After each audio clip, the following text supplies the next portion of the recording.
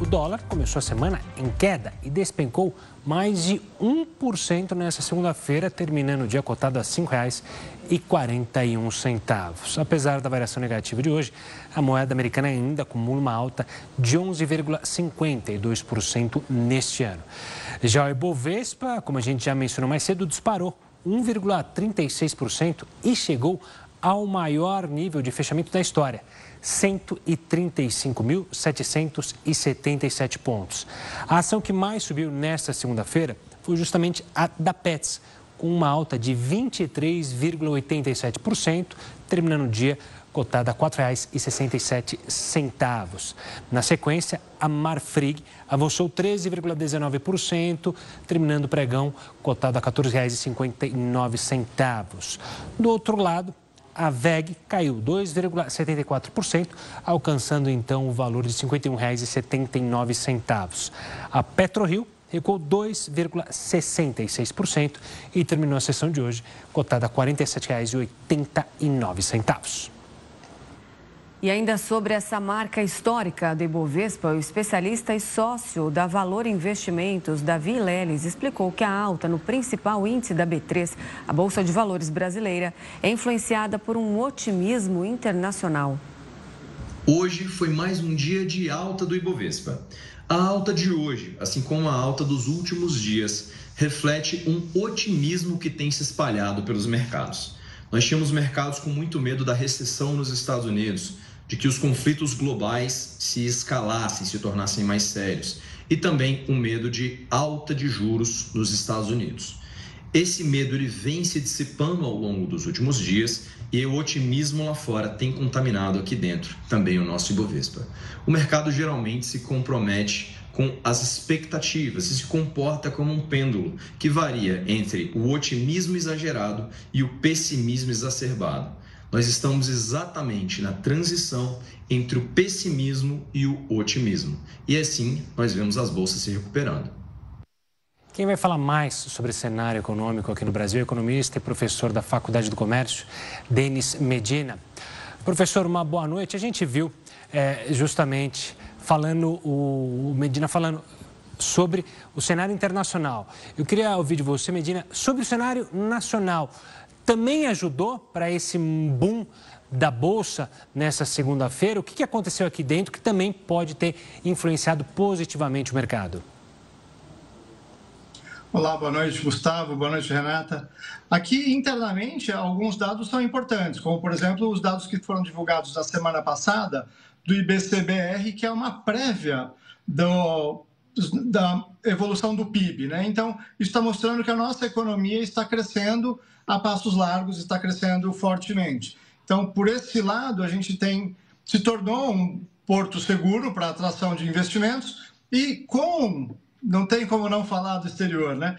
Com a possibilidade de queda de juros já no próximo mês nos Estados Unidos, como nossa taxa de juros é mais alta, podemos nos tornar um destino de investimento dos investidores estrangeiros. Então, a gente acaba atraindo dólares para o mercado nacional. Com isso, a gente viu hoje, por exemplo, o dólar caindo, ou seja, reflexo de mais dólares entrando na economia, e a Bolsa recuperando aqui a máxima histórica e extrapolando até, né? Então, esses são os pontos do mercado nacional, né? A possibilidade de crescimento maior da economia, maior do que até prevista, e com uma taxa de juros bem elevada ainda em relação a outros lugares do mundo.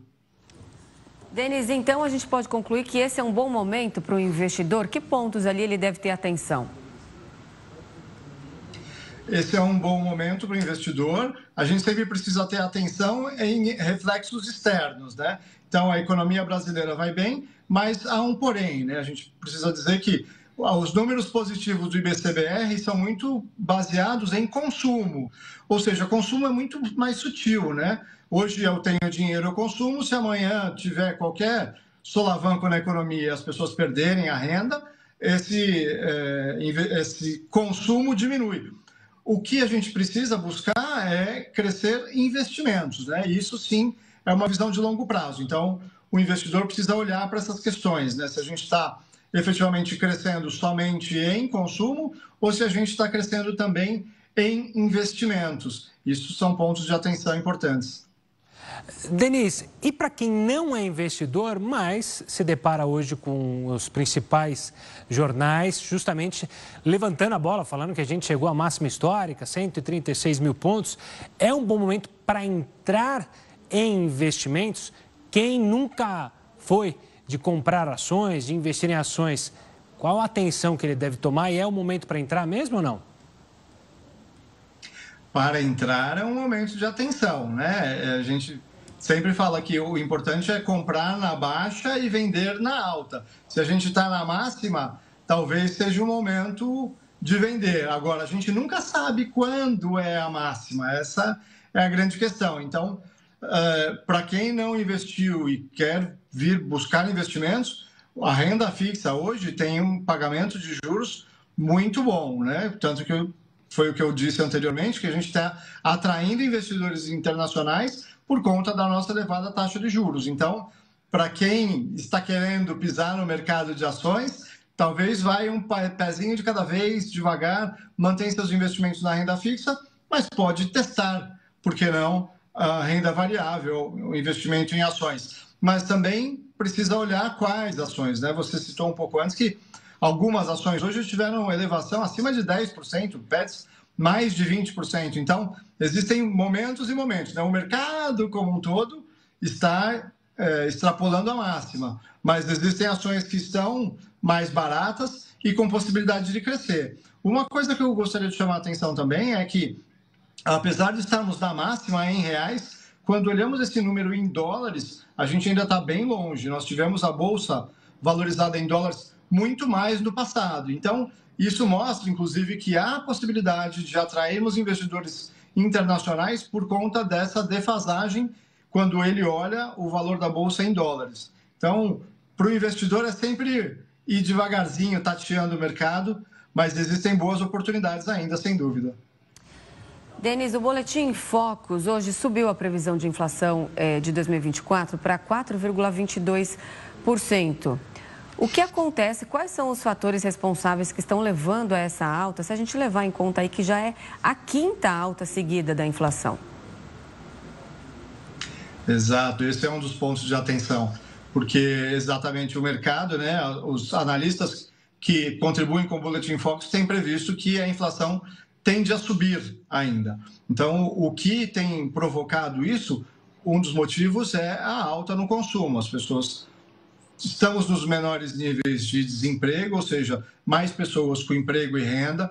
População economicamente ativa também nas máximas, assim, muitas pessoas no mercado de trabalho e essas pessoas vão consumir, obviamente. Então, isso acaba puxando os números da inflação para cima, né? Agora, não só isso, né? A gente precisa pensar também que o governo nunca arrecadou tanto. Nós batemos recordes de arrecadação. Então, o governo também está gastando bem, né? Apesar do recorde da arrecadação, ele tem maior déficit dos últimos anos também, ou seja, além de arrecadar muito, está gastando mais do que tem. Então, ele também contribui para essa alta do PIB e, consequentemente, puxando a inflação para cima, porque tanto as pessoas quanto o governo têm gastado bem, né? O consumo tem aumentado muito.